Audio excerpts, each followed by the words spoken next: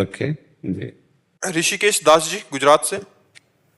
श्री हरिवंश राधे राधे महाराज जी, दंडवत प्रणाम। महाराज जी, किसी भी शास्त्र को पढ़ने समझने जीवन में उतारकर उस शास्त्र का साक्षात्कार करने के लिए आवश्यक बातें कौन सी हैं? पहला ब्रह्मचर्य, दूसरा गुरुजनों का दृढ़ आश्रय, तीसरा भगवत स्मृति परायण, चौथा अभिमान ना आना दैन्यता, पांचवा पूर्ण समर्पित होकर भगवत शास्त्र का स्वाध्याय करना। मेरे में मति नहीं है, आप स्वयं प्रकाशित होकर हमें समझाइए। अगर ब्रह्मचर्य ठीक नहीं है, शास्त्रों का अर्थ, तभी तो उल्टा सीधा बोलते रहते हैं लोग, नहीं प्रवचनों में उल्टा सीधा बोलते रहते, क्योंकि ब्रह्मचर्य ठीक नहीं है, गुरुजनों का आश्रय दृढ़ नहीं है, स्वयं गुरु बन बैठे, गुरुजनों का आश्रय दृढ़ नहीं है, अहंकार है, विद्या का अगर अहंकार है तो फिर शास्त्र का अर्थ उल्टे ही समझ में आएगा। विद्या रूप महत्व कुल धन जौवन अभिमान, सट कंटक देखे जहां राह न भक्त निदान, राह न भक्त निदान स्वांग सब नगर नारी के, विषयीन हाथ बिकाए न रिझवन भतार के। भगवत रसिक जी कहते यदि विद्या का, रूप का, कुल का, धन का, यौवन का अपना महत्व अभिमान है, उसके अंदर ये 6 बड़े बड़े कांटे, भक्ति महारानी प्रवेश नहीं करती। और जब तक दैन्यता नहीं आएगी तब तक शास्त्रों का भाव समझ में नहीं आएगा। शास्त्रों के लिए ब्रह्मचर्य, अहंकार का त्याग करके दैन्यता, और इसके लिए गुरुजनों का दृढ़ आश्रय। कोई भी शास्त्र हम तभी समझ सकते हैं जब हम विज्ञ महापुरुषों से सुने। प्रथम सुने भागवत भक्तमुख भगवत वाणी, जो भगवत स्वरूप महात्मा जन है, जिन्होंने शास्त्रों के एक एक शब्द का स्वाद लिया है और साक्षात्कार किया है, वो जब बोलेंगे, उनके मुख से सुनेंगे, तब शास्त्र का रहस्य हमारे हृदय में प्रकाशित होता है। तो अहंकार रहित होकर दैन्य भाव से गुरुजनों का आश्रय लेकर के शास्त्र को उस समय साक्षात भगवान का स्वरूप मानकर स्वाध्याय किया जाए तो शास्त्र ही तुम्हारी बुद्धि में बैठ करके अपना अनुभव करा देगा। जब तक ब्रह्मचर्य नहीं, गुरुजनों का आश्रय नहीं, अहंकार का त्याग नहीं, दैन्यता नहीं और शास्त्रों में भगवत भाव नहीं, तब तक नहीं। शास्त्रों में भगवत भाव देखना हो तो गुरुवाणी का कैसे सम्मान करते हैं सिख भाईजन, ये देखिए आप। अगर शास्त्रों का सम्मान देखना है तो वहां देखिए कैसे गुरुवाणी का सम्मान, चंवर डुलाते हुए हाथ जोड़कर ऐसे गुरुवाणी जी का पाठ करते हैं, हाथ जोड़कर खड़े होकर। और जब गुरुवाणी जी चलती है तो आप देखो कितना समुदाय उत्सव आनंद मनाते हो। हम अपने ग्रंथों को, अपनी सद्वाणियों को कैसे विचार करके देखिए कि मतलब कैसा आदर का, ऐसे पढ़ा ऐसे रख दिया, वस्त्र के द्वारा आवेष्टित भी नहीं है और किसी वस्त्र का आसन भी नहीं दिया, तो भला शास्त्र उसके हृदय में स्फुरित होगा, शास्त्र का भाव स्फुरित होगा। तो शास्त्र तभी समझ में आते हैं।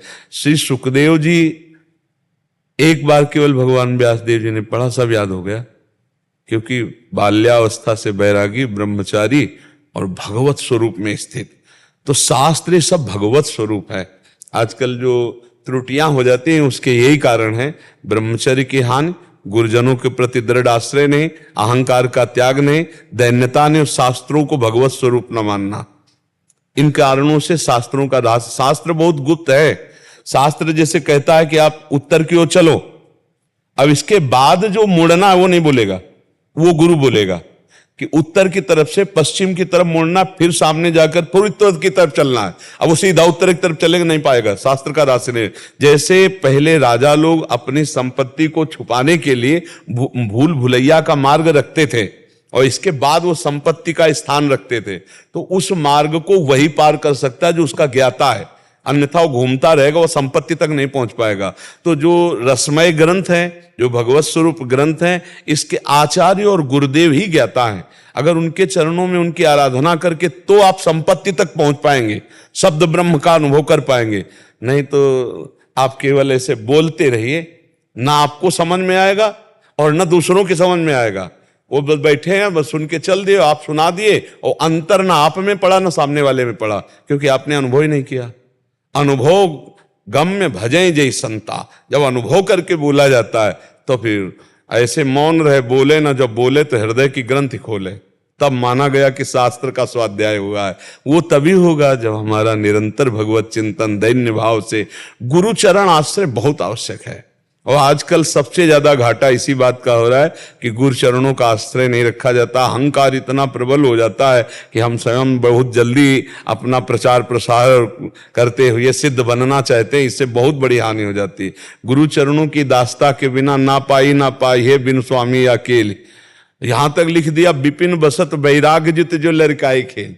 अगर वृंदावन वास कर रहा है, बड़ा तपस्वी है, बड़ा वैरागी है, लेकिन स्वामी जी महाराज के चरणों का आश्रय नहीं लिए, आचार्य गुरुजनों का आश्रय नहीं लिए, तो ना पाई है, ना पाया है और ना आगे पाएगा। बिन स्वामी अकेल। ये इसीलिए गुरु चरण, आप उपनिषदों को देखो पढ़ के, 12-12 वर्ष केवल सेवा करवाई और इसके बाद एक शब्द बोल दिया, तुम प्राण नहीं हो, तुम मन नहीं। छांदोग्य उपनिषद में देखो तब वो चिंतन किया, तो ये 12 वर्ष सेवा क्यों करवाई? अधीनता, गुरु की अधीनता आई कि वस्तु का प्रकाश हो गया।